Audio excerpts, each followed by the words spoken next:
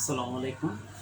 আজকে নিয়ে আসছি আপনার ওয়ান স্টারের প্রোডাক্ট, একটা আপনার ছোট্ট মিনি ফ্যান, রিচার্জেবল, শুধু নামে নয়, কাজের স্টার প্রোডাক্টটা।